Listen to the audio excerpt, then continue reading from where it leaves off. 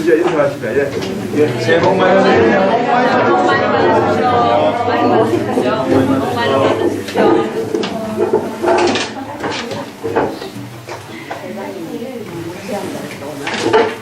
벌써 10년 미칠 전이라고 했는데 일하시고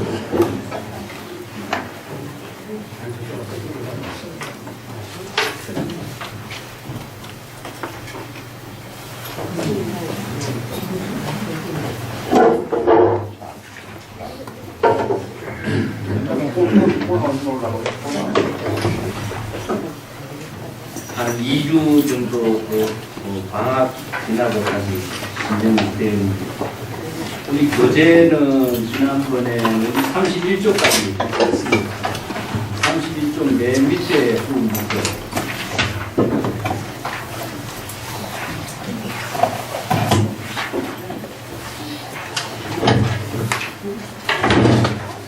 오늘 이 본문을 같이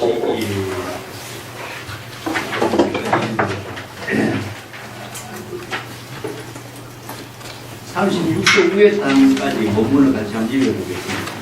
31쪽 맨 밑에 단에서 어시의 유아이름 문수살이 가슴 위열의 종 문수살이는 유심이종 무명유의 이종 함의 시이종 사른노이종 오계이종 육입이종 실식처이종 팔사거이종 구매처이종 십불선도이종 이요언지 62년 법일체 번뇌 대시물종 walhaia 아발 약견무의 이정이자 불렁구발 안역따라 삼약삼거리심 이어 오원육질 물생연화 미성연이 내생차와 여시 연무이법 이정이자 종불루능 생어불법 건네이중 대유중생 이불거리 우여시종어공 종을적생 분양지지 내능자무 여시 임무이정리자 불생불법 이어하연 여수이산 유능발구 알안역따라 삼약삼거리심 생불거리 시고당진 실체번뇌 이열애종 비여 불화의해 불능극 무가오주 여시 불익번뇌대해 적 불능극 일체시공 이시내가석하는 선제 무수사리 개설차고 성녀소론 진로지주 위열애종 아른금자 을구가민 발안역따라 삼약삼보리심 내지 오무간제 유능발의 생어불법 이금아름 영불능발 이어내지사 이어오요 불능구이 여시성문 대결단사 어불법정 무소구이 영불지원 시고 문수사리 건부어불 법유반복 이성문무야 소이자하 법무 문물법 능기무상도심 부단상복 정사선문종신 문물법력 무예정 영물론발 무상도기 까지 있습니다. 여기 이제 부처의 종자를 어디에서 구해야 될 것인가 하는 부분인데, 지금까지 여러 가지 번뇌 망념이 바로 부처의 종자가 된다라고 했죠. 그죠? 이제 그 비유가 여기서 결론적으로 이제 제시하고 있는 부분입니다. 자, 앞에서 여러 가지 번뇌가 바로 부처를 이루는 종자라고 하는 것은 부처의 번뇌 망념 속에서 깨달음을 이루는 것이지 부처의 세계에서 부처를 이룬다는 것이 있을 수가 없다. 그래서 이제 여러 가지 중생의 번뇌 망념을 떠나서 부처를 이룰 수 있는 인연이 있을 수 없다. 그런 이야기죠. 그래서 이제 31종 맨 밑에 단에 결론이죠. 이와 같이 문수사리가 유마일보사 31종 맨 밑에 맞죠? 유마일이 문수사리에게 물었습니다. 어떤 것이 바로 열애의 종자냐? 그래서 열애의 종자라는 것은 부처의 종자라든가 이런 같이 부처가 될 수 있는 모든 씨앗을 말하고 있습니다. 그래서 부처의 종자가 단절되지 않도록 끊임없이 불법을 바르게 배우고 또 발심 수행하는 인연을 제시하고 있는 것이 이제 여러 가지 경전의 근본인데, 중생의 모든 번뇌가 다 부처의 종자가 된다. 32쪽으로 문수사리가 말했습니다. 유심이정이여. 이어서 신이라고 하는 것은 중생신을 말하고 있습니다. 중생의 모든 몸이 부처의 종자가 다 됩니다. 이게 부처 입장에서는 부처의 종자가 있는 것이 아니라 부처의 종자는 중생신에 있는 것이다. 그래서 중생의 신은 전부 다 어떤 몸이냐면 업으로 이루어진 몸이 중생의 몸이죠. 그래서 부처의 몸은 원력으로 지혜로 이루어지는 몸이고, 중생의 몸은 업으로 이루어지는 몸이죠. 그래서 업생신하고 제가 원생신 이야기했죠. 그죠? 중생의 몸은 전부 다 생사윤회, 생멸심이라든가 아니면 생사심, 그런 생사심, 생멸심을 다른 말로 한다면은 업이라고 합니다. 그래서 업이라고 한마디는 무엇이냐면은 마음의 작용이 움직이는 게 업이에요. 그래서 망념이 일어났다가 소멸했다가, 망념이 일어나고 소멸하는 그 자체가 마음, 즉 한문으로 쓰면은 마음이 움직이는 겁니다. 심동이라고 해요. 망심이 움직이면서 업이 생기는데, 이 업은 어떤 업이 생기냐면은 고를 생사윤회의 고통, 윤회하는 인연을 만들어내고 있다 해서 윤회하는 인연을 만들기 때문에 업이 만들어지고, 그 업에 의해서 생사윤회가 이루어지거든요. 그래서 업이 중생의 몸을 만들어요. 그래서 업생신이라고 했습니다. 업생신. 그래서 이제 업으로서 만들어지는 몸이 다 중생의 몸이고, 그러면 부처나 보살은 바로 원생신이라고 해요. 원력에 의해 가지고 몸을 만들어요. 그래서 자신이 원력하고 발심을 통해서 자신의 몸을 변화시키는 거죠. 그래서 이제 원생신으로 변화시키는 말을 다른 말로 한다면은 하신이라고 합니다. 하신. 이 하신이라는 것은 뭐냐면은 변화시키는 거죠. 자기의 몸을 우리가 성을 붙임이 어떤 하신입니까? 바로 천대급 하신이죠. 그죠? 천대급 하신. 그 왜 부처님이 성을 붙이면 천백 하신이냐? 84,000의 몸을 변화시키는 것을 천대급 하신이라고 해요. 이게 84,000의 중생의 모든 병이 있으니까 이 병을 치료하기 위해서 이 중생의 근기에 맞춰서 몸을 변화시키는 거죠. 그렇기 때문에 이걸 변화신을 바로 하신이라고 하고, 아니면은 우리가 왕생이라고 하는 말도 쓰죠. 정토에 왕생한다 이런 말 쓰는데, 가서 태어나는 것 자체가 표현은 그렇지만은 자신의 몸을 깨달음으로 보살로서 아니면은 중생의 근기에 맞추어서 또 그 사람의 요청에 맞추어서 자신의 몸을 동사습하는 거죠. 똑같은 입장에서 이해할 수 있는 변화신을 만들어가는 것을 왕생이라든가 화생이라든가 이런 표현을 씁니다.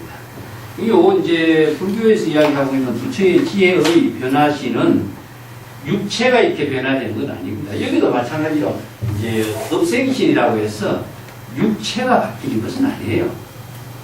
자신이 원력행을 통해서 지혜로 변화시키는 힘을 원생신이라고 하고, 생사윤회의 업으로서 자신의 고통을 만드는, 이 업이라고 하는 어디로 바뀌죠? 자, 바로 육도에 윤회하는 겁니다. 그 지옥, 악의 축생, 인간, 천상, 아수라가 그 세계로 자신이 자신의 마음의 작용에 따라서, 즉 마음의 움직임의 작용에 따라서 자신이 마음으로 지옥을 만들고 자신이 마음으로 천당을 만들어요.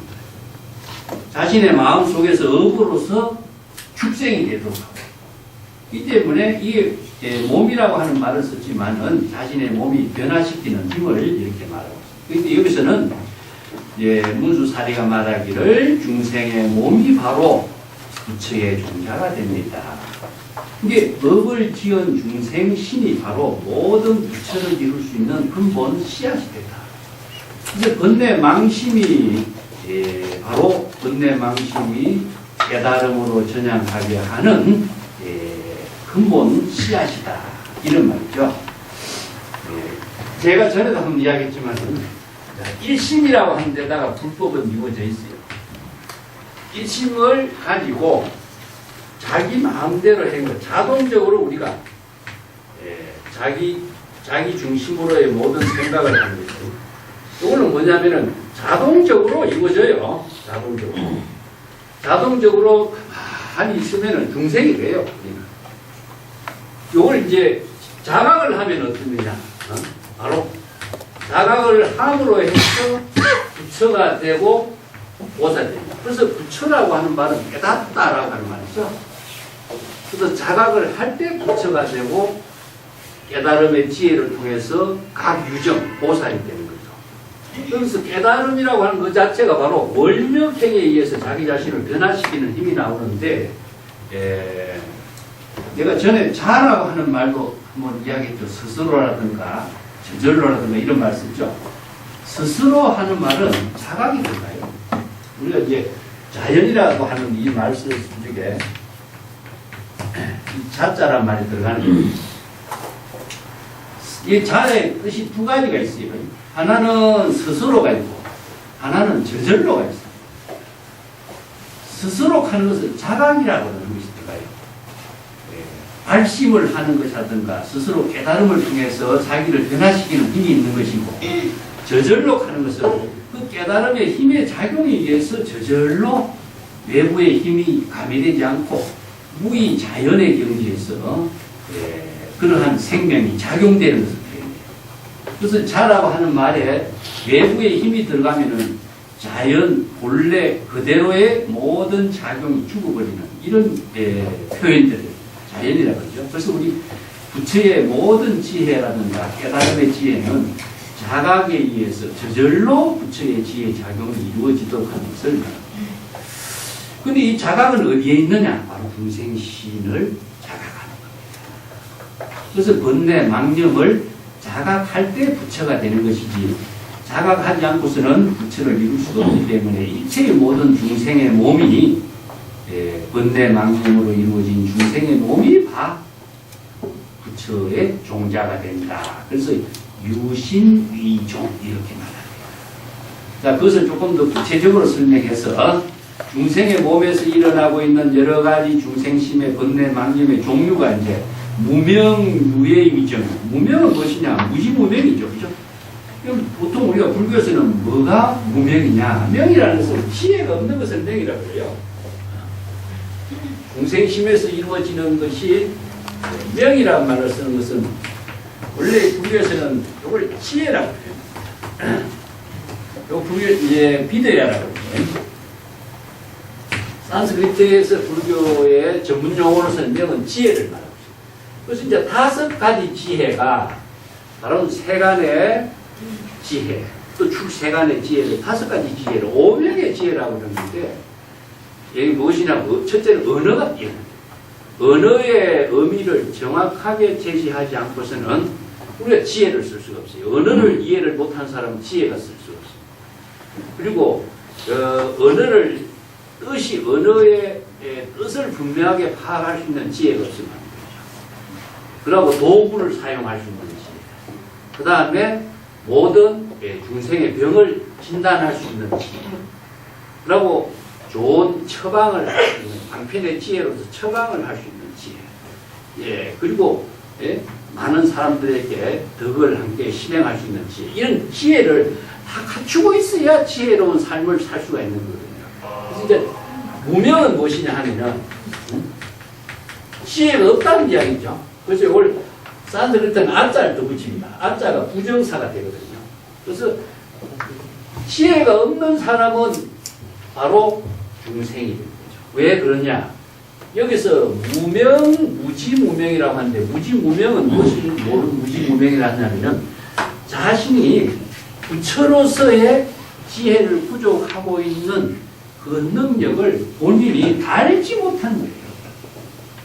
왜냐? 발심을 중생심으로 번뇌망념에 가려져 있기 때문에, 태양이 밝게 있는데 구름으로 가려져 있기 때문에 태양의 밝음을 알지 못하는 거예요. 그래서 분명히 태양의 밝음이 있다, 자신이 부처의 지혜가 있다라고 하는 사실을 알고 자각하게 할 때에 무명에서 밝은 명으로 바뀌는 거죠. 그래서 이 발심은 본래의 자기로 되돌아가도록 자각하는 것이죠. 그래서 이제 무명은 번뇌 망념에 가리워져서 자신의 참된 본래 면목을 깨닫지 못하고 지혜를 작용하지 못하는 것, 이것이 무명이죠. 그래서 이제 이러한 중생의 무지무명이 무지무명에 의해서 애착심을 갖게 되는 중생심이 다 부처의 종자가 됩니다. 이렇게. 그러면 탐애치위종이요. 이거 탐진치나 마찬가지입니다. 이걸 삼독심이라고 하는데, 세 가지가 복사와 같이 아주 중생으로서 벗어나기 힘들게 만드는 애착이죠. 탐하는 것은 보이는 모든 대상 경계를 탐착하는 거, 욕심이고, 애라고 하는 것은 성내고 하는 말이죠. 그 다음에 치라고 하는 것은 무지무명에 의해서 어리석음이죠.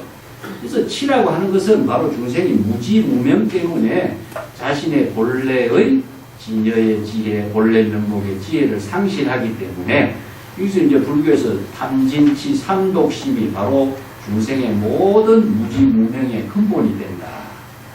그 언제 중생의 어리석음이 바로 열애의 종자이다. 이 탐진치 삼독을 바르게 정법으로 깨닫게 될 때 열애, 부처를 이루게 되는 것이다. 그 다음에 사전도가 이종이요. 이 네 가지 이제 전도된 생각은 바뀐 거죠.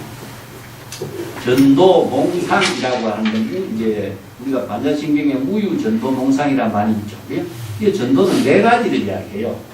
네 가지는 보통 우리가 깨달음의 경지는 상락아정이라고 표현하는데, 그 상락아정이 있다는 사실을 중생은 모르고, 그것이 모르기 때문에 전도됐다 이야기예요. 이 상은 무엇이냐 하면은 보통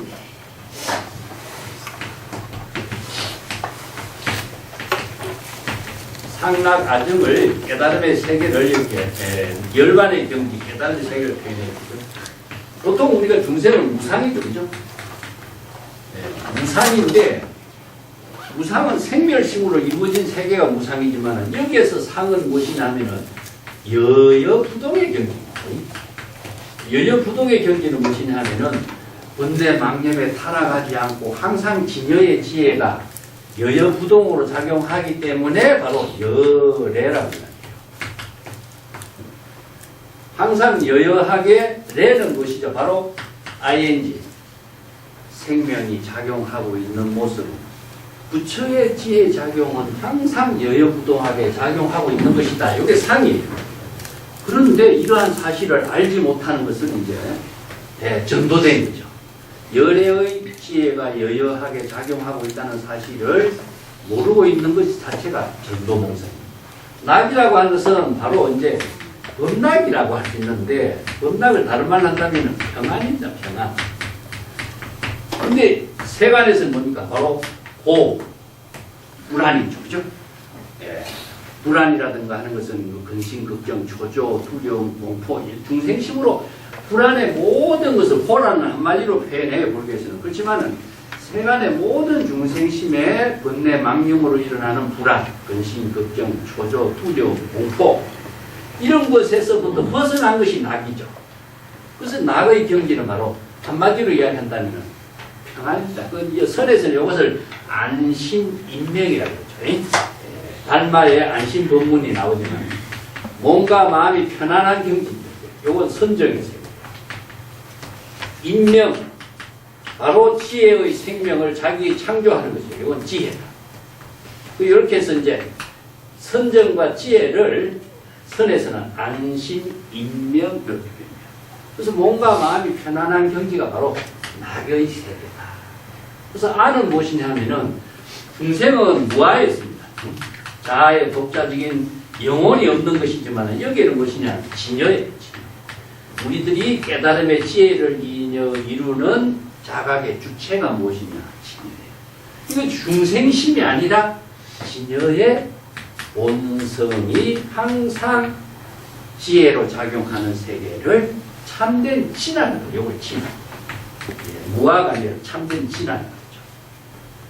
그래서 깨달음을 이루어주고 깨달음의 지혜를 작용하는 주체는 무엇이냐? 이것이 바로 자신의 본래 면목이라고 했습니다. 이걸 본래 면목, 오선에서 이야기합니다. 이게 중국 선생들은 이런 경전의 언어들을 이해하기가 좀 어렵기 때문에 중국인들이 이해할 수 있는 언어로 이렇게 언어를 바꿔주고 해요. 그래서 선의 언어하고 경전의 언어가 조금 다르는데 중국인들은 굉장히 현실적인 자신의들 언어를 바꾸죠. 안심인명이라든가 본래 면목이라든가 뭐 열애라고 하는 그런 말 사실상 중국에서는 선에서는 잘 안 쓰죠. 부처란 말도 잘 안 써요. 그냥 본래입니다. 본래이니까 무사이니까 이렇게 표현해 보이죠. 네.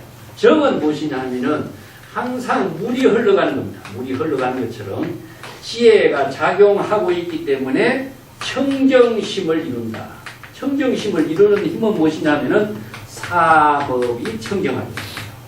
신구의 사법이 청정하게 작용하니까 바로 자신이 자기 자신도 청정한 지혜로운 삶이 되고 많은 인연 있는 사람들과도 청정한 지혜의 물을 맑은 지혜의 생명수를 함께 나누게 되는 거죠. 이걸 이제 자수용 산매, 자수용 산매예요.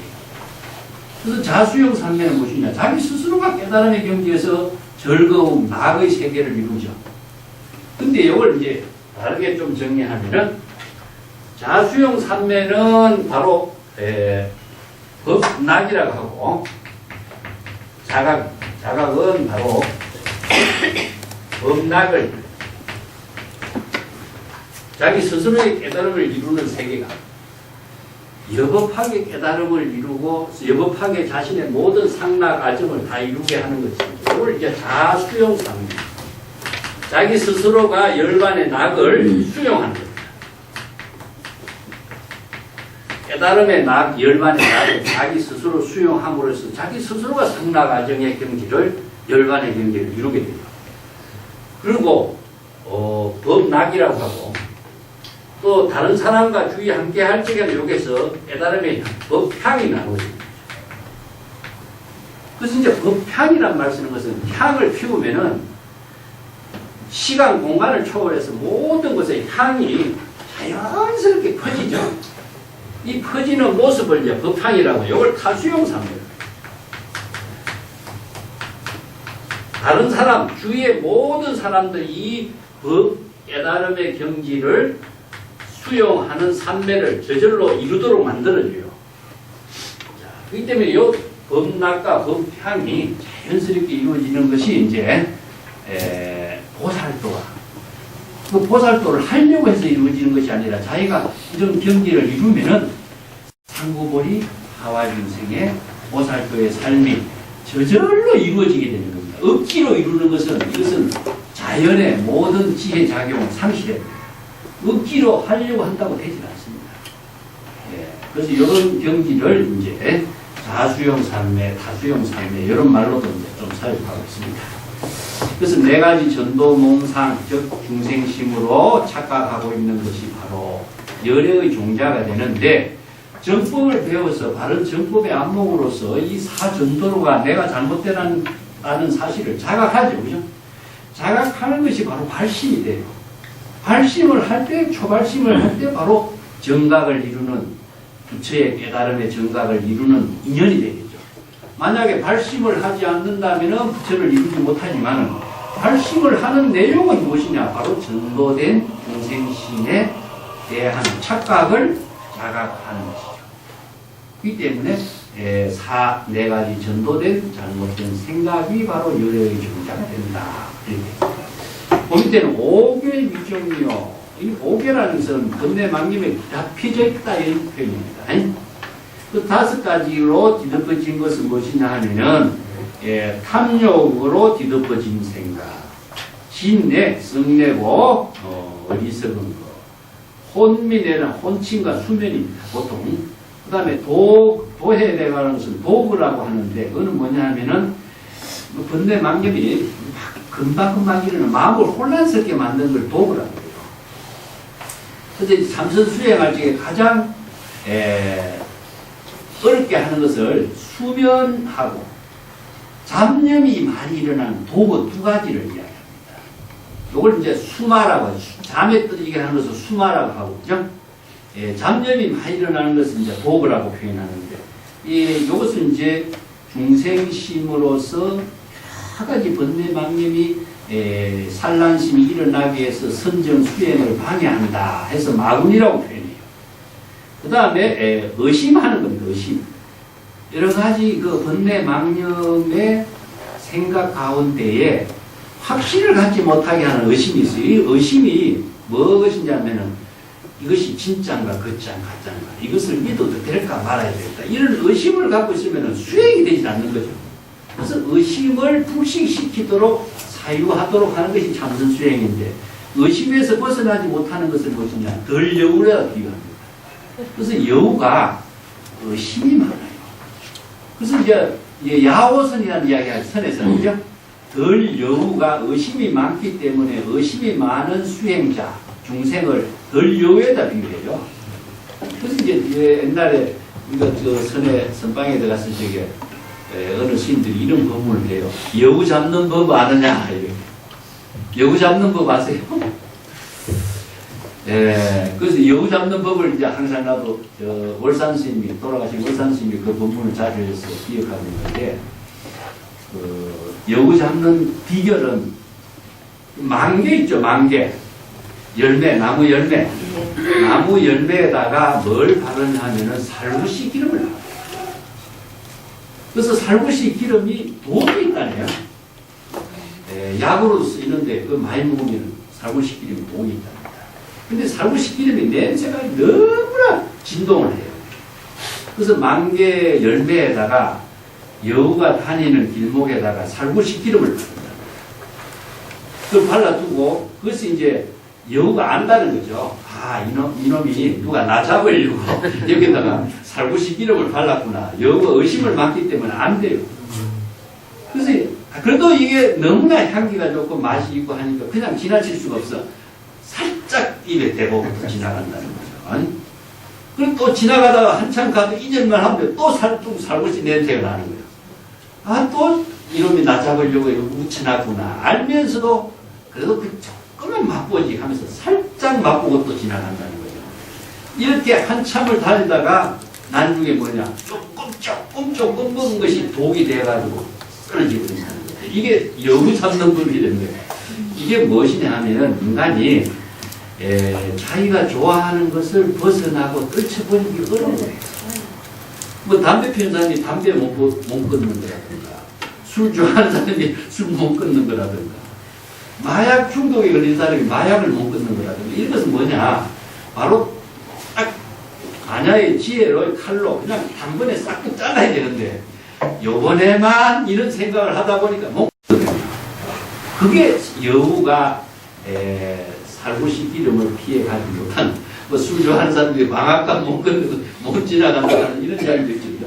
그와 비슷한 이야기를 하고 있어요. 그래서 여우는 살구시 기름에 독에 나중에 죽는 됩니다. 유깁이 이종이에요. 유깁이라는 것은 중생의 여러 가지 안리비, 설신이, 능곡희 이건데 중생심으로 대상 경계를 추구하는 거죠. 보는 것, 듣는 것, 맛보는 것, 향기 맡는 것 이걸 다 판착하는 거죠. 여기 6가지의 인식의 대상 경계에 탄착하는 것이 바로 중생심인데 이 중생심을 나중에 자각하게 되면은 바로 부처를 이루게 되는 것, 종자가 됩니다. 칠식처갑이 종자요. 칠식주라고 하는 말 쓰는데 중생심으로 7가지 인식 작용을 하는 것이 공간이를 쪽으로 표현하죠. 그죠? 그래서 7가지 마음의 인식 작용이라고 하는데 처라고 하는 것은 그 머무는 곳, 중생이 살고 있는 곳, 인식을 하고 있는 곳 이런 것이죠.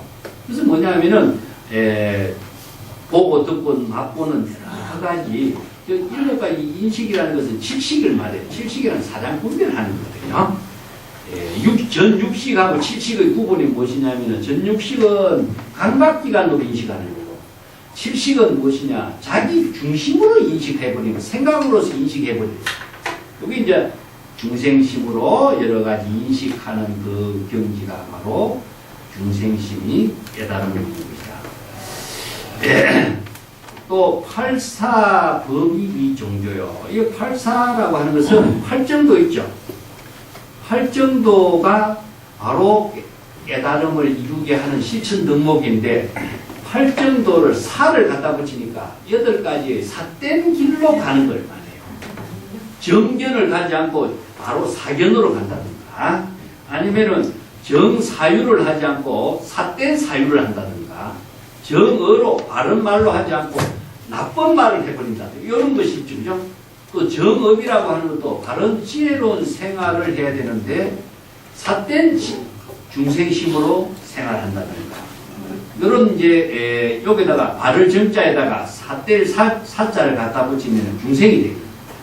8가지 삿된 법을 가지고 실천하는 중생이 바로 이것을 자각했을 때 부처의 종자가 되는 것이다. 구내처가 위종이요. 이 9가지 이제 번뇌를 내라고 표현했는데 이 내에 대해서는 이제 중생의 사량 분별심으로 작용하는 그 자체를 처음부터 내라고 해요. 그러니까 내라고 하는 것은 혼란을 초래하고 있는 것과 같아요. 여러 가지 고뇌를 만들게 하는 것인데 9가지 여러 가지 그 번뇌 만림의 종류를 다 부처의 종자가 된다고 하는 것이요. 십불선도가 이 종자다. 이 십불선도라고 하는 것은 우리가 이제 십종선이라고 하죠. 선법하고 이제 불선법을 이야기하는데 천수경에 보면은 이제 살생중재 금일참회, 투도중재 금일참회, 사음중재 10가지가 있죠. 이걸 전체를 보면 신구의 사법을 표현하고 있습니다. 그래서 불교의 모든 수행은 사법을 청정하게 하는 수행인데요. 사법은 신, 구, 사법을 청정하게 하는 것인데 사법이 청정하지 않기 때문에 청정하게 하는 거거든요.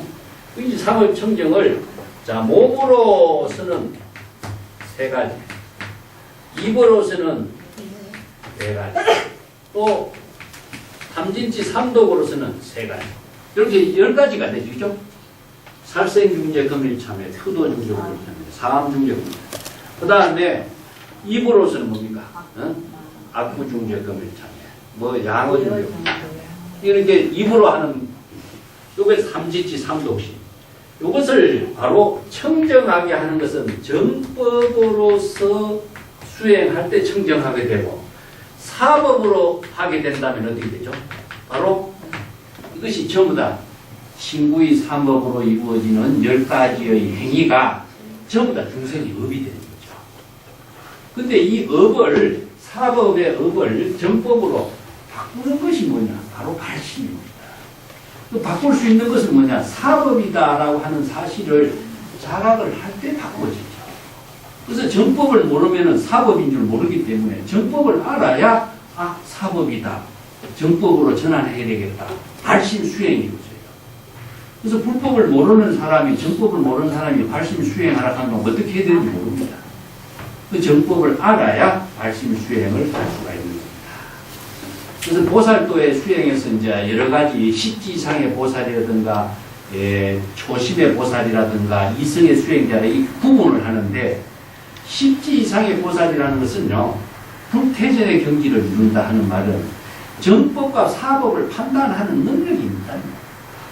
그래서 초심의 보살은 능력이 없는 사람은 정법으로 전환할 수 있는 능력이 없어요. 발심의 능력이 없기 때문에 수행을 하지만은 불태전의 경지를 이루지 못하는 거죠. 그것은 이제 불교 수행의 보살도의 수행으로서 이것을 구분해서 설명을 하고 있습니다. 이요은지 62견 격법 일체 번뇌가 대입중이다. 자, 이러한 모든 것을 요약해서 정리해 본다면 62견, 62가지의 여러 가지 삿된 중생심의 견해가 그리고 일체의 모든 중생의 번뇌가 모두 다 부처의 종자가 된다고 할 수가 있다. 그 62견이라는 것은요, 62외도의 소견이란 말 써요. 이게 앞에서 여러 가지 6인, 7처, 8, 9내, 10, 불선법, 5종, 5개, 사전도 이 전부 합치면 뭐가 되죠? 62가지. 그래서 62가지 중생심으로 여러 가지 일어나는 모든 다양한 삿된 견해, 잘못된 착각, 이것이 전부 다 궁극적으로 이것을 정법으로 바르게 자각했을 때에 다 부처의 깨달음을 이룰 수 있는 종자가 된다. 우리가 앞에서 유마기에서 봤지만 부처는 어디에서 보여야 됩니까? 중생심에서 나오지요. 그래서 중생심 속에 작용하고 있는 여러 가지 잘못된 사견이 무엇이냐? 69가지입니다. 그래서 이러한 중생심 속에서 정법으로서 바른 발심을 할 수 있는 경지가 될 때 바로 이 중생심의 번뇌 망념이 모두 다 부처의 깨달음을 이룰 수 있는 종자다. 그래서 항상 발심 수행의 의미가 불교에서는 그 기본 정신입니다. 그러니까 설에서는 오늘 낮에도 우리가 이제 어록을 읽으면서 세미나를 했는데 수행을 뭐에다 비교하냐면 장군에다 비교해요. 수행을 통해서 깨달음을 이룬 정각의 입장입니다. 정각을 이룬 깨달음의 경지는 뭐냐면 천자에 됩니다. 장군은 싸움을 하는 사람이 직접 어떤 누구와 싸움합니까? 오랑캐와 싸움하죠. 이거 이제 성문에서 장군은 오랑캐들과 항상 싸움해요. 성을 지키면서. 그래서 천자는 무엇입니까? 한중에서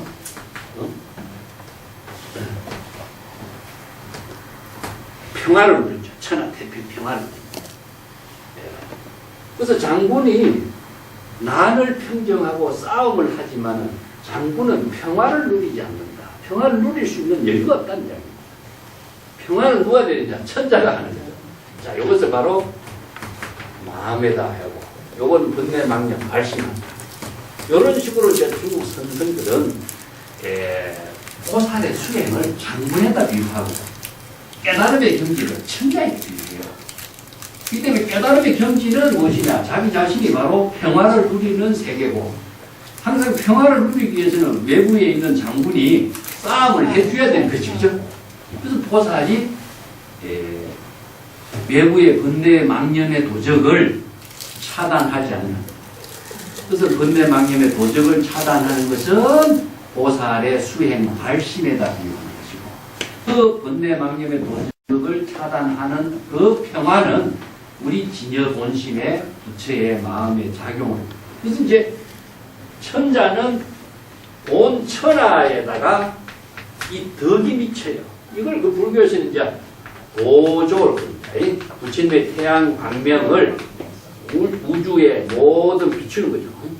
그래서 천자는 온 천하에 그 천자의 덕이 비치는 세계고, 장부는 6가지 문, 안입이 설신이 성문을 지키면서 도적을 차단하는 역할을 합니다. 이렇게 이제 비유로 수행의 입장을 정리하기로 하고 있습니다. 자, 33쪽에 됩니다. 말하이야, 어떻게 해서 이렇게 설명을 할 수 있습니까? 이제 구체적으로 왜 번뇌망념의 62견이 다 부처의 동자가 될 수 있다고 이야기합니까? 이런 결론이죠. 거기에서 대답하기를 약견무의 정의자는 불능 두발하는가 삼각삼불이십.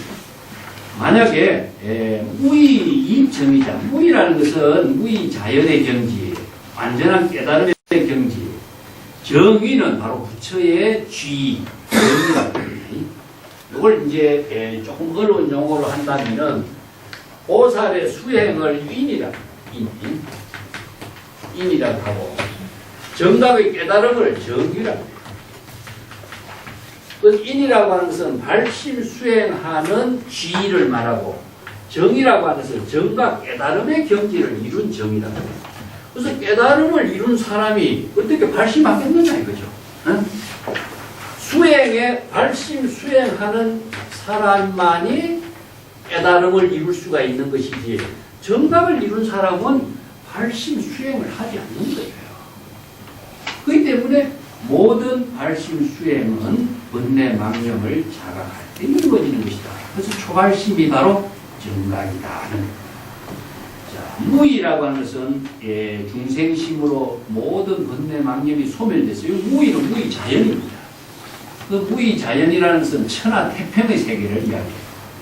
여기서는 조작이 없고 수행할 필요도 없고 완전하게 평화 그 자체로 이루어진 세계이기 때문에 무의 정각 자연의 깨달음의 경지에 이른 사람은 물론 안욕따라 삼약 삼보리심 발심을 또다시 하지 않습니다. 발심을 하는 사람은 범부만이 할 수 있어요. 그래서 보살의 범부의 번뇌망념을 자각할 때 보살이 발심을 하는 것이지, 부처의 깨달음의 경지를 이룬 사람은 발심을 하지 않습니다.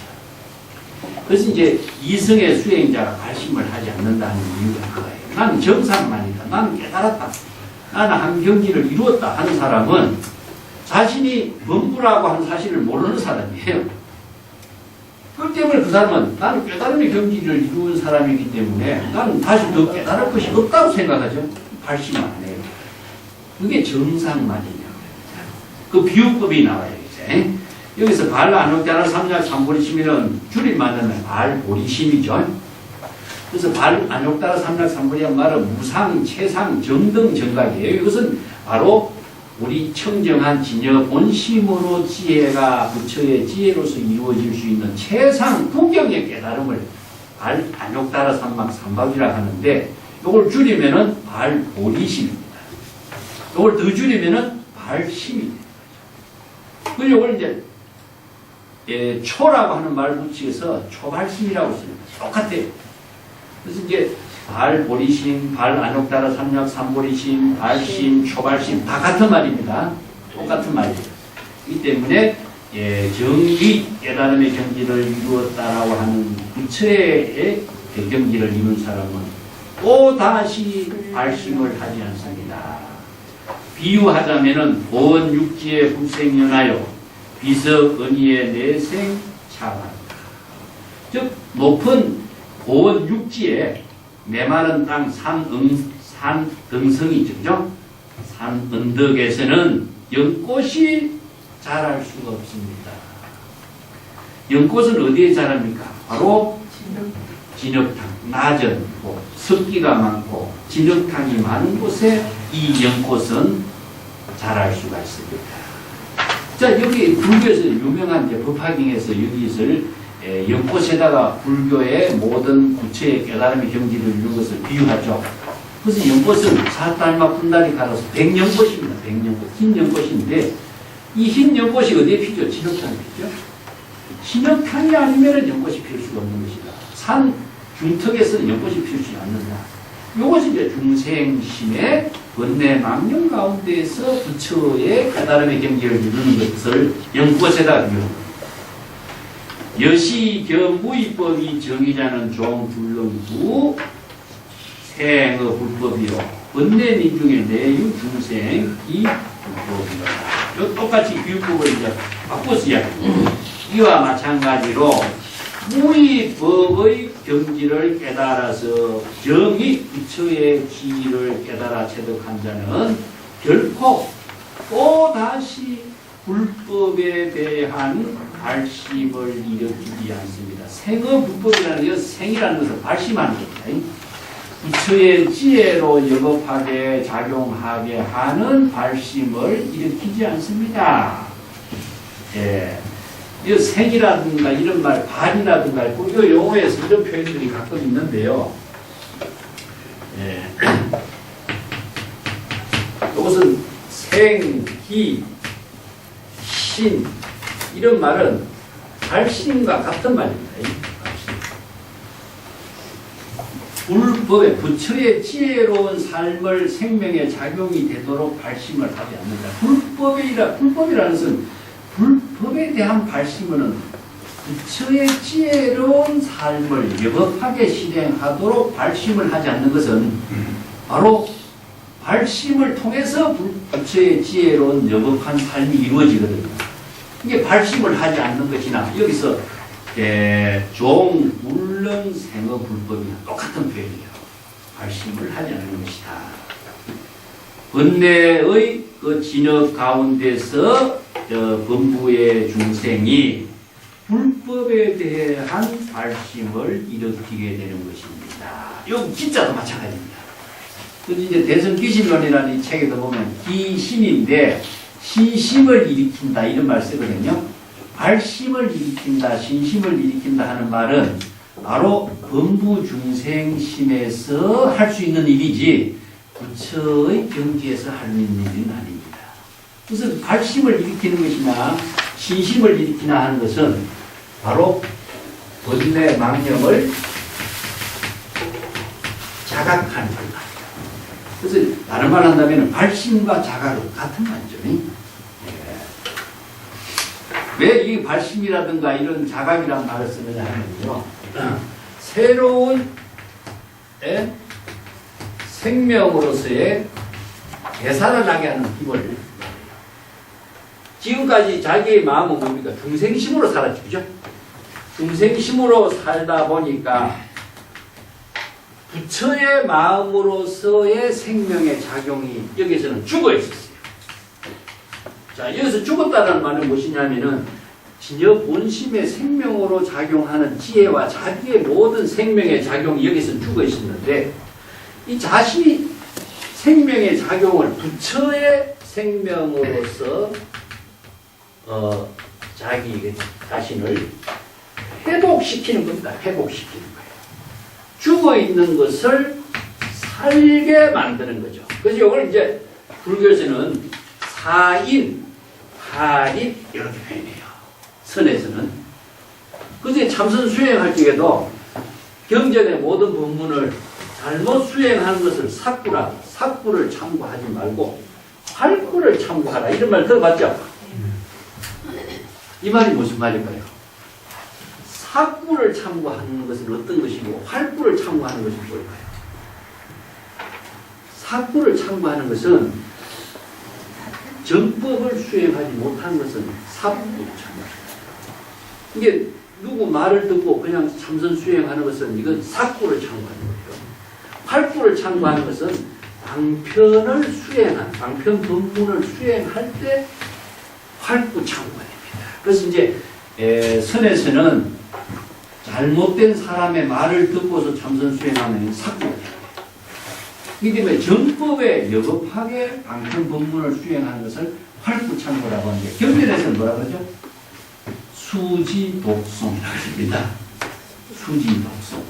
그래서 이 수지독송하는 그 수행을 불교에서는 5종 수행, 5종의 5가지의 방편 수행이라고 하는데 정법에 의한 수행은 5가지 방편 수행을 경전과 어록을 통해서 바르게 할 때 활구창구가 돼요.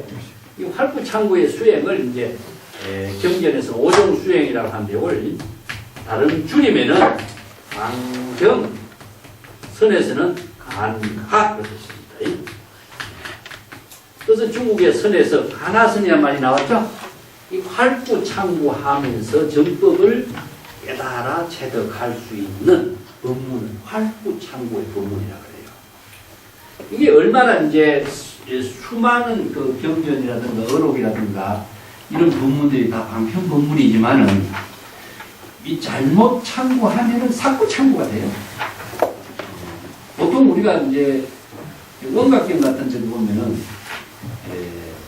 그런 법문을 하는데 자신이 깨달았다고 착각을 하지만은 자신은 망념 속에 헤매고 있는 것을 깨달았다고 착각해요.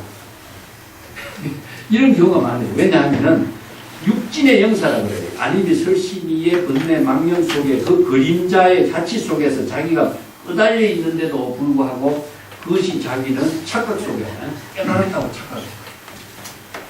그래서 이런 깊이 있는 사유를 하지 않고서는 정법을 바르게 지혜를 쓸 수가 없습니다. 자, 여기에도 중생의 번뇌 망념이 바로 부처의 깨달음을 이루게 하는 종자다. 그 비유법이 높은 지대에서는 연꽃이 필 수가 없다. 진흙탕에만 연꽃이 필 수가 없다.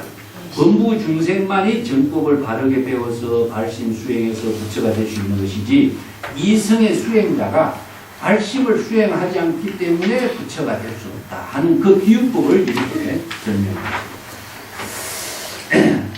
자, 그 34쪽이에요. 그죠? 우여 십종 공해 종부득생이요 분양지지내는 자무이 여시무이 정의자는 불생불법이다.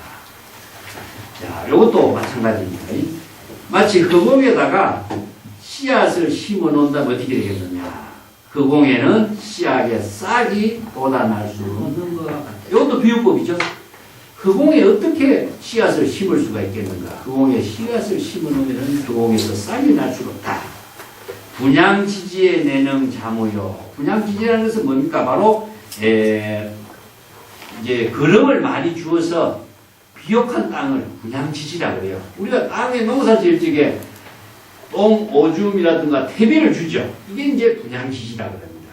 거름을 많이 주고 퇴비를 많이 주고 오염, 똥, 오줌을 많이 준 그 땅에서 식물과 곡식이 자랄 수 있는 것이다. 이걸 이제 진흙탕에서 연꽃이 피는 거와 비유를 하는 겁니다.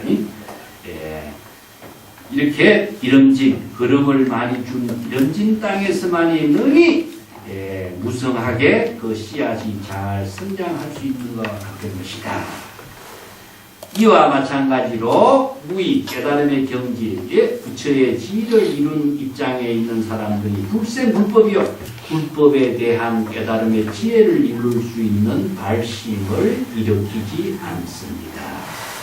이게 불법이라고 하는 것은 부처의 지혜가 여법하게 생명활동하는 것을 말해요. 그래서 이게 불법이라는 부처의 지혜로 여법한 생명활동이 되는 것은 궁극적으로 발심이래요. 발심. 자, 발심을 다른 말로 제가 뭐라고 했습니까? 바로 자각성지라고 그랬죠. 그죠? 우리 열애선을 그래서 자각성지라고 합니다. 자각하는 것은 성스러운 지혜를 이루는 거예요. 자각하는 것은 무엇이냐? 발심 수행입니다. 성지를 이루는 것은 바로 정각입니다. 이 때문에 수행과 깨달음은 동시에 이루어집니다. 초발심이 정각이 이루어집니다. 동시에 이루어집니다. 그래서 자각은 뭘 자각하는 것일까? 항상 중생의 번뇌 망념을 자각합니다. 그래서 번뇌 망념을 자각하는 것을 발심이라고 하고 자각하는 것 자체가 바로 발심 수행이죠. 이게 번뇌 망념인 사실을 자각하는 힘은 어디에 있느냐? 정법을 알지 못하면 자각이 안 돼요. 그래서 부처의 지혜를 정법으로 판단하는 능력을 갖추었을 때 발심을 할 수가 있고 정각을 할 수 있는 것이지 정법이 무엇인지 모르고 사법이 무엇인지 판단할 수 있는 능력이 없는 사람 발심을 할 수가 없습니다.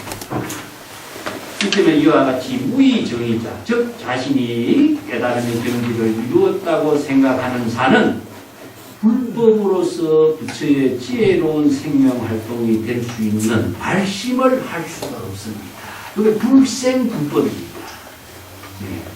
불법이 따로 있는 거 아니에요. 자신이 부처의 지혜로운 생명에 작용이 되도록 발심 수행을 하는 것이 불법인 것입니다. 그러니까. 기어악연 여수미산 유능 발구 반욕따라 삼욕삼보리신 생불법이요. 자, 이와 마찬가지로 우의법, 진역법, 바로 부처의 여법한 지혜 작용을 깨달아 체득한 부처의 경지에서는 불법을 깨달아 체득하려고 하는 부처의 지혜로운 생명활동이 되려고 하는 발심을 일으키지 않습니다. 발안욕따라 삼약삼보심을 일으키지 않습니다. 요건 이제 무의법이라든가 아니면 무의정의자라든가 똑같은 말이죠.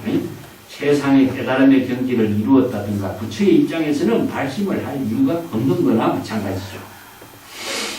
여기서도 생불법이도 위에만 불생불법이나 생불법이나 하는 말도 부처의 여급한 지혜의 작용에 생명이 될 수 있는 발심을 일으키지 않는다. 그런 의미로 봐야 돼요. 이 생이라는 글자는요, 발심과 같은 말입니다. 시고로 당지하라 일체 번뇌가 위에 정령. 이런 까닭으로 분명히 알 수 있는 사실은 무엇이냐? 일체 중생의 번뇌 망념이 바로 열애의 종자가 된다는 사실이다. 그래서 발심이 번뇌 망념을 자각하는 것이 발심이고 번뇌 망념을 자각하는 것이 바로 열애가 되는 경지인데 망념을 떠나서 열애의 종자를 구할 수가 없는 것이다. 자, 곧 하나의 비유가 더 나와요. 밑에. 이어 우라 그의 불능득 묵가 보줄라. 여시 우리 번뇌 대해 적 불능득 일체 지고. 비유하자면은 큰 바닷물에 들어가지 않는다면은 바닷속에 용이 안고 있다는 여의보주, 묵가보주입니다. 이 가격을 매길 수 없는 여의보주. 이제 용이 어디 사냐? 큰 배의 바닷속에 산다는 이런 비유죠. 바닷속에 용이 살고 있는 곳에 가지 않으면은 용이 갖고 있다는 여의보주. 내 마음대로 작용할 수 있는 보배의 불법을 얻을 수가 없는 것이다. 자, 범을 잡으려면은 범이 소굴에 들어가야 된다는 것과 마찬가지죠. 이와 마찬가지로 번뇌의 대바다에 들어가지 않고서는 일체 부처의 지혜를 이룰 수 있는 보배를 얻을 수가 없는 것이다. 자, 이게 뭡니까? 바로 번뇌의 대에 들어간다는 거죠. 번뇌 망념에 들어가서 번뇌 망념이라는 사실을 자각하는 거죠. 그때의 부처의 보배의 지혜를 다 구족할 수가 있는 것이지 번뇌 망념인 줄 모르고 번뇌 망념을 자각할 줄 모르고 부처의 깨달음을 이룬다는 것은 불가능한 일이다. 이런 비유법을 제시합니다. 여기 세 가지 비유가 나왔죠. 그죠? 보건지대는 연꽃이 필 수가 없다. 연꽃은 진흙탕에 핍니다. 여기에서도 큰 바다에 들어가지 않고는 여의보주를 구할 수가 없다. 번뇌 망념의 바다 속에 들어가야만이 부처의 깨달음의 발심을 이룰 수 있고 연애의 종자를 이루고 부처의 지혜의 보배를 부족할 수 있다. 이게 이제 경전에 쓰라고 있는 유명한 비유법입니다. 35쪽에 넘어가겠습니다. 대가섭존자의 찬탄이라고 하는 소제목을 붙여놨죠. 그죠? 그래서 가섭존자는 이성의 수행자의 대표자입니다. 원래 이제 가섭존자가 부처님의 정법을 개성한 인물로서 이제 이루어졌다 하지만 이것은 후대에 중국 선종의 선자 가섭존자의 그 정법의 상승자로 제시했지만은 이성의 수행자로서 유마경에 등장해요. 이때 대가섭존자가 찬탄해서 말했습니다. 선제선제로다 훌륭하고 훌륭합니다. 이런 법문을 비유법으로서 정법을 설한 그 모습이 아주 훌륭한 모습이다. 이런 이야기죠. 문수사리 쾌설 차어하니 성여소은 진노지도, 진노지주의 위 열애종이요. 아등금자는 불무, 가민, 반란룩 따라 삼약 삼보지시며 내지 오무간지의 유능, 발이, 생어불법 이금, 아등, 영, 불능관이다. 자, 이성의 입장에서 이런 법문을 듣고 우리들은 발심할 수가 없다. 발심을 하지 못하는 사정을 지금 가섭이 자기 입으로 이야기해요. 이때 이제 가섭보살의 문수사리가 쾌설 차어 이렇게 통쾌하게 이러한 법문을 설한 것에 대해서 아주 선제다. 아주 훌륭하다. 통쾌하게 이와 같이 대성의 법문의 말씀을 참 훌륭하게 잘 하셨습니다. 성여소은 진실로 그대가 이렇게 말씀한 것처럼 진노지죽하는 것, 진노라는 것은 육근 육진의 번뇌망념입니다.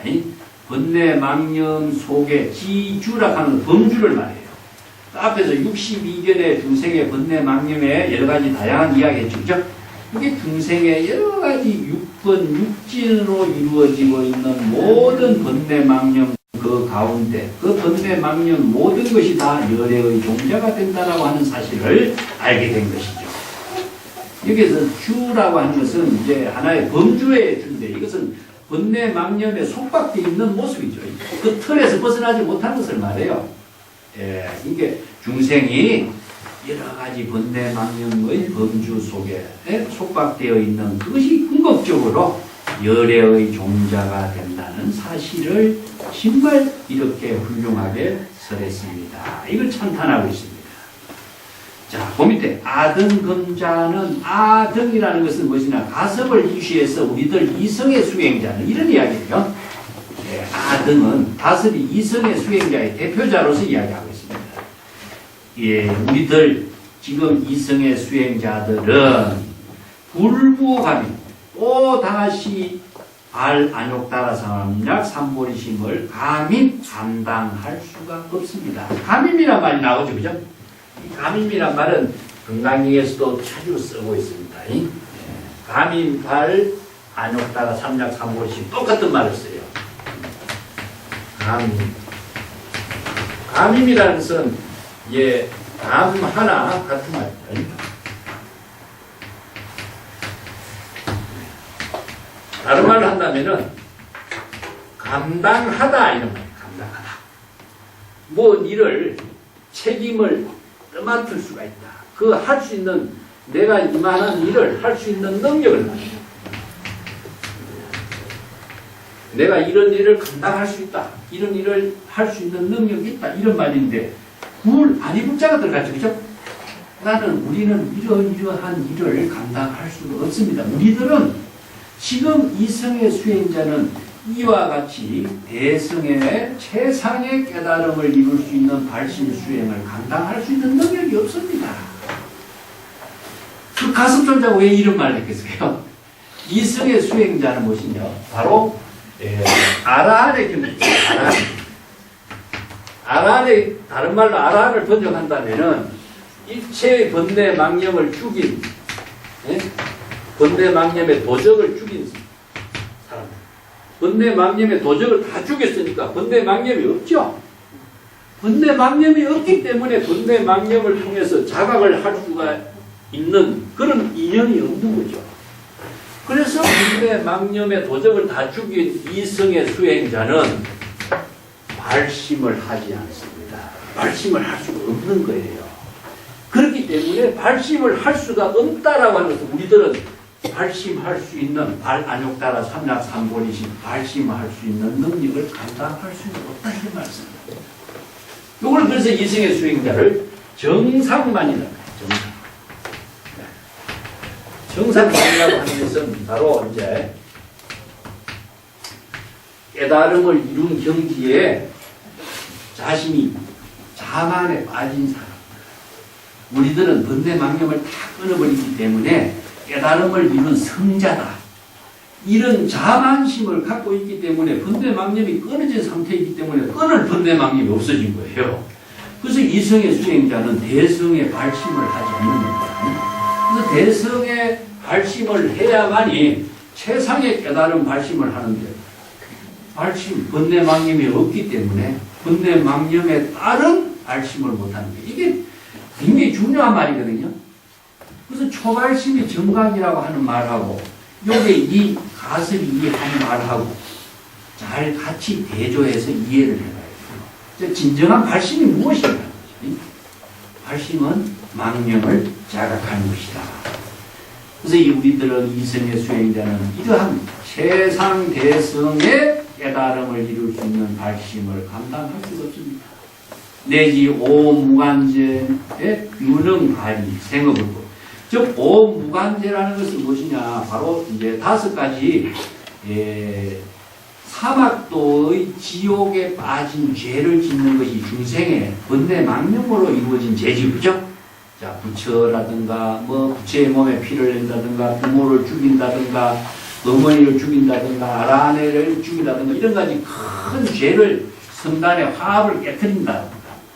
5가지 오무간지옥에 떨어질 수 있는 중생의 번뇌 망념의 죄를 지은 그런 일을 통해서 그런 사람들도 능히 불법을 깨달아서 발심을 일으키고 있습니다. 생어 불법이지만 이금 아등은 영 불능발이요. 그러나 우리들은 영원히 이렇게 대성의 깨달음을 이룰 수 있는 발심을 영원히 할 수가 없습니다. 불능발이요. 영원히 할 수 없어요. 왜 할 수 없느냐? 번뇌 망념이 있다는 사실을 자신이 자각하지 않기 때문에 발심이 이루어지지 않는 겁니다. 이게 초발심이 정답이라든가 발심이 무엇을 하는 것이고 열애의 종자가 어떻게 이루어지는가, 열애의 종자를 통해서 발심을 통해서 열애의 종자를 이루게 하는 것, 이게 유마경의 이 법문이 아주 중요합니다. 대성불법 수행에서 굉장히 중요한 기사예요. 이게 오무간제어를 지은 범부 중생도 발심을 해서 불법에 따른 지혜로운 생명을 이루게 하는 부처의 경지를 이루게 하지만은 우리들 이성의 수행자는 영원히 이러한 발심을 할 수가 없습니다. 자, 이게 참 비통한 말이죠, 그죠?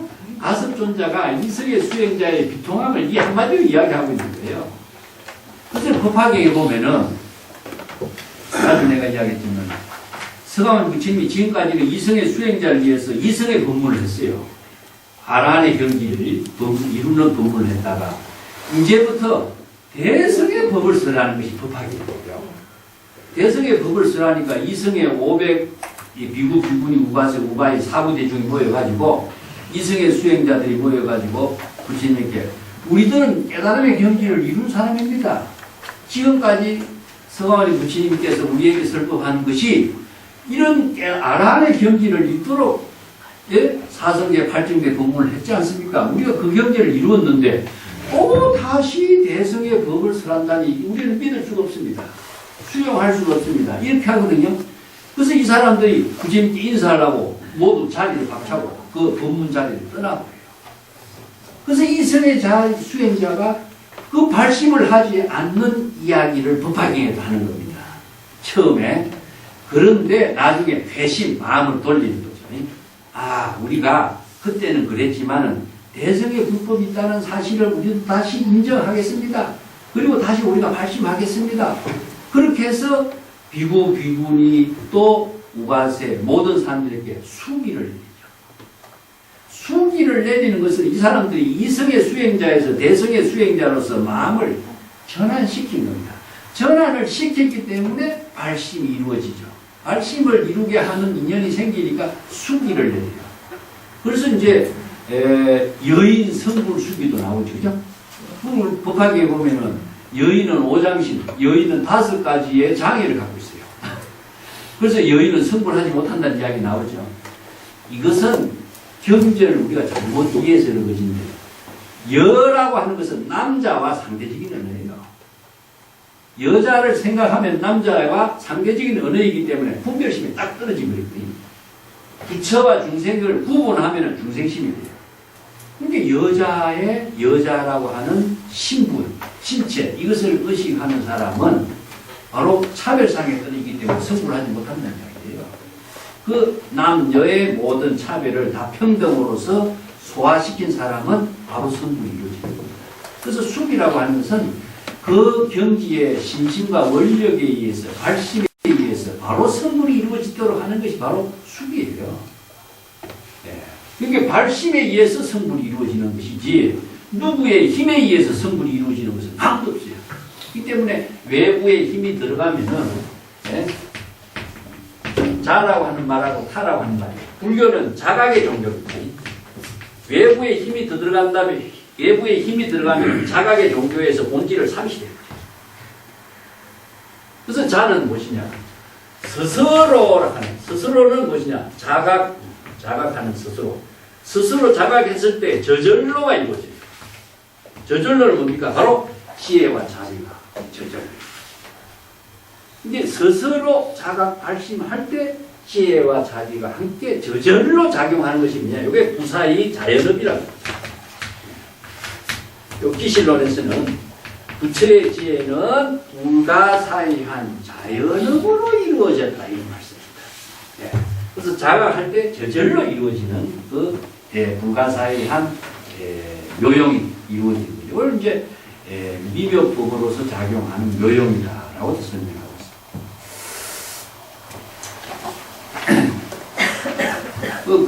반야신경에서 무상심신민요법을 심심에 대해서 내가 전에 이야기했죠. 그죠? 이게 자취나 흔적이 남지 않는 겁니다. 보이지 않고 이루어지는 겁니다. 자취나 흔적도 없이 작용하고 있는 이게 미묘하게 불가사의하고 미묘하게 작용하고 있는 법이지 이것이 보인다든가 드러난다든가 가시한다든가 한다면 미묘법이 아니죠. 이게 저절로 이루어집니다. 저절로.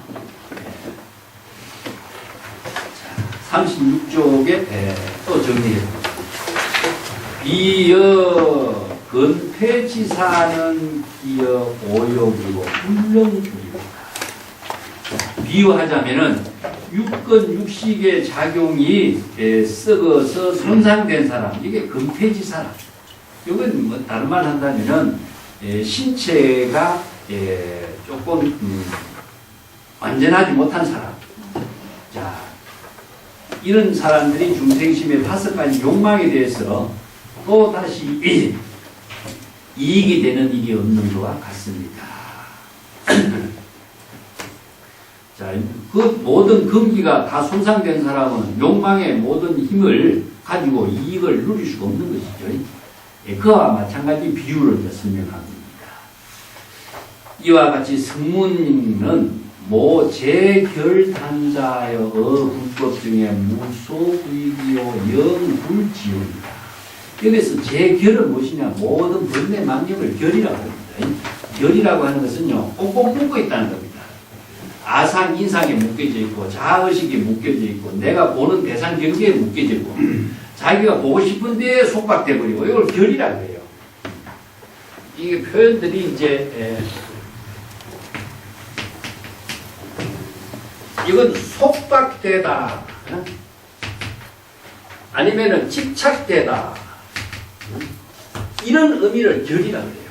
이게 번뇌 망념의 자아의식으로서 자기가 보고 듣고 좋고 싫어하는데 모든 것이 다 묶어져 있는 상태를.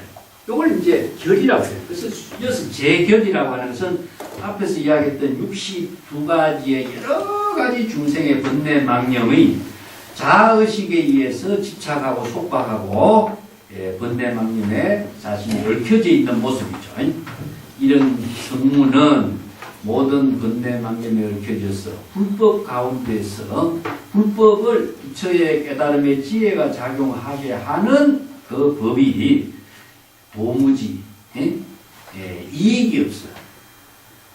그렇기 때문에 영원히 지원, 발심을 하는 원력을 세우지 않게 된다. 발심을 일으키는 뜻을 실행하지 못하는 거죠. 참 이런 까다로우로 문수살이여 범부의 불법유 반복이 성문무야. 근데 범부는 불법의 가르침에 의거해서 부처가 되고 중생이 되는 길로서 돌아감이 있어요. 대성에서는 바로 범부가 되기도 하고 중생이 되기도 하고 그렇죠. 다시 범부가 됐기 때문에 다시 부처가 되는 거예요. 이게 이제 깨닫고 보살이 깨달을 때는 부처가 되고 깨닫지 못할 때는 다시 유정이 됩니다. 그래서 각유정이라 말하죠.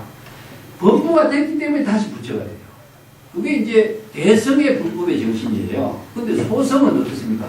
번뇌를 완전히 끊었다고 했기 때문에 발심이 일어날 수 있는 인연을 만들지 못하는 거죠. 이게 대성의 불법하고 소성의 불법의 차이점이에요. 그죠? 예.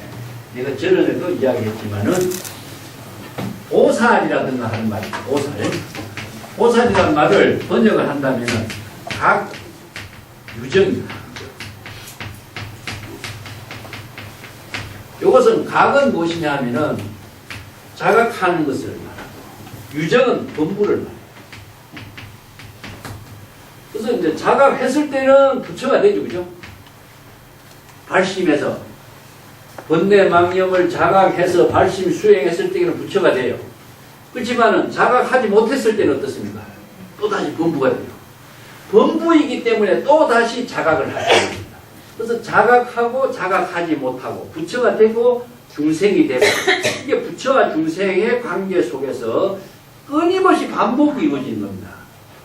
반복이 되는 가운데서도 자각했기 때문에 부처가 되고 또 범부가 됐을 적에 범부가 되고 또 자각하고 이런 관계를 끊임없이 반복하는 것이 대성의 불법의 정신인데 이성의 수행자는 어떻습니까? 근데 망념을 다 끊어버렸단 말이에요. 끊었기 때문에 발심이 이루어지죠. 그래서 이제 발심을 하지 못하는 입장을 이게 가섭이 이렇게 설명하고 있습니다. 그래서 내성의 불법에서는 범부가 부처의 불법을 깨달아서 부처가 되고 또 중생이 되는 길로 되돌아가 반복해서 되돌아갑니다. 근데 성문에게는 이러한 법이 없다. 근데 성문이 그래서 발심을 못하는 거죠. 예. 그래서 이제 왜냐하면은 소위자한 범부는 문불법의 능기 무상도시며 범부가 불법의 법문을 가르침을 듣고서는 능이 스스로 자발적으로 무상의 최상의 안옥따라 삼약삼보이심의 발심을 익힐 수가 있어요. 이 능이라고 하는 것은요 자발적으로 그런 의미입니다. 그래서 능은 스스로의 의미를 갖고 있어요. 자각하는 의미를 능이라고 합니다. 외부의 힘을 받지 않고 법문을 듣고서 발심을 익히는 것은 바로 여시아문하는 것이고 신수봉행하는 거예요. 신수봉행의 다른 말을 한다면 뭐죠? 발심하는 겁니다. 발심. 그 법문에 따라서 수시로 신수봉행, 수시로 발심함으로 해서 자신이 불법과 같은 여법한 깨달음의 지혜로운 삶을 스스로 이루게 하는 거죠. 그렇기 때문에 범부는 불법을 듣고서 스스로 능히 자발적으로 최상의 발심을 일으키게 되고 그렇기 때문에 삼보의 종자가 끊어지지 않습니다. 이게 뭐냐면 다른 말로 하면은 불법성 삼보를 구족하는 능력이 갖추게 되는데 발심 수행에 의해서 부처가 되고 여법하게 수행하니까 법이 되고 또 성가 보살로서 끊임없이 발심 수행하니까 성가가 돼요. 그래서 삼보가 일심삼보로 이루어집니다. 예. 깨달음을 이루실 때 부처, 여법하게 깨달음의 지혜를 작용할 때 법, 또 여법하게 수행 발심하는 것 성가. 그 일심삼보예요. 그래서 삼보의 종자가 단절되지 않게 돼요. 이게 이제 대성비실론 귀경계도 나와요. 똑같은 문제입니다. 삼보의 종자가 끊어지지 않게 되는 것입니다. 정사, 성문, 종신의 문, 불법력이 무예 등 영, 불능, 발, 무상교육. 그렇지만은 진실로 성문과 영각은 어떻습니까? 종신, 이 몸이 끝나도록 불법의 가르침의 지혜의 법문을 듣고 또 10가지 지혜라든가 부처의 법문을 통해서 사무소의 경지의 여러 가지 법문을 듣지만은 영원히 최상의 깨달음을 이룰 수 있는 발심을 자발적으로 할 수가 없습니다. 여기서 능이란 말이 자발적입니다. 자기 스스로 자각을 통해서 발심을 하지 못한다. 이게 이제 이성의 수행자가 대성의 불법을 수용하지 못하는 이유가 발심을 하지 못한다는 이야기입니다. 왜냐? 자기가 번뇌망령을 완전히 끄는 입장이다라고 하는 자만심에 갖고 있기 때문에 그래서 자만심을 비우지 않고서는 대성의 불법을 수행할 수가 없어요. 이게 이성의 수행자와 대성의 수행자의 차이점인데 이 법을 바르게 정법을 알게 되었을 때에 자, 발심 수행이 얼마나 중요한 것인가 하는 것이 이제 우리가 이해가 되죠. 자, 여기 이제 법화경에서 이것을 폐종이라고 종자가 쓰었다. 부처의 종자가 쓰었다. 이런 말씀입니다. 이성의 수행자는 발심을 하지 않기 때문에 쓰은 것이지 진짜 그 씨앗이 종자가 쓴 것은 말하는 건 아니고요. 발심을 하는 원력을 실행하지 않기 때문에 대성의 보살, 대성의 부처의 지혜를 이룰 수 있는 그 종자가 스스로 쓰었다. 이런 표현을 합니다. 오늘 여기까지.